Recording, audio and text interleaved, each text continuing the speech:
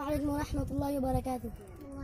نحمده ونصلي على رسوله الكريم. أما بعد، فقد قال الله تبارك وتعالى في القرآن المجيد: أعوذ بالله من الشيطان الرجيم، بسم الله الرحمن الرحيم، ذلك الكتاب لا ريب فيه هدى للمتقين. وقال النبي صلی اللہ علیہ وسلم: خیرکم من تعلم القرآن وعلمه.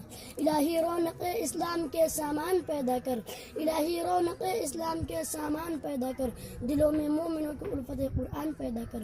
صدر محترم، اسٹیج پر رونق افروز بزرگان دین اور حاضرین جلسہ، آج کے اس مبارک اجلاس میں میرا موضوع ہے سکون. دنیا کی سب سے پاک اور مقدس کتاب قرآن پاک ہے. ہمیں چڑھتے سورج کی طرح یقین ہے کہ اس کا ایک ایک حرف سچا اور صادق ہے. وہ قرآن پاک ہے جس کے زبان مقدس، بیان مقدس اور جو فصاحت و بلاغت کا ٹھاٹھے مارتا سمندر ہے، جس کے متعلق رشاد ربانی ہے. قرآن وہ کتاب ہے جس کے صادق اور برحق ہونے میں کوئی شک و شبہ نہیں، اور جس کے بارے میں محسن انسانیت حضور پاک صلی اللہ علیہ وسلم نے یہ ارشاد فرمایا کہ تم میں سب سے بہتر وہ شخص ہے جو قرآن کو سیکھے اور سکھائے.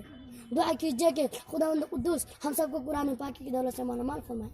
نوجوانوں دوستو، قرآن پاک رب ذوالجلال کی طرف سے عطا کردہ وہ حسین تحفہ ہے کہ جس نے 23 برس کی قلیل مدت میں پورے عالم میں وہ انقلاب برپا کر دیا کہ بڑے سے بڑے فصحاء، بلغاء، ادباء اور شعراء حیران و شدر رہ گئے، جس کی آیتوں کو سن کر پتھر دل موم ہو گئے. دوستو، یہی وہ قرآن ہے جو رہتی دنیا تک انسانی کے لیے سراپا ہدایت و رحمت ہے.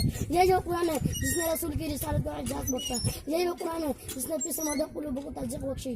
ہاں، یہ وہی قرآن ہے جس کی برکت سے جنات و شیاطین آسمانوں پر جانا بند ہوا. یہی وہ قرآن ہے جس کی برکت سے عزت و رفعت کے شامیانے گر گئے. یہی وہ قرآن ہے جس کی برکت سے محبوب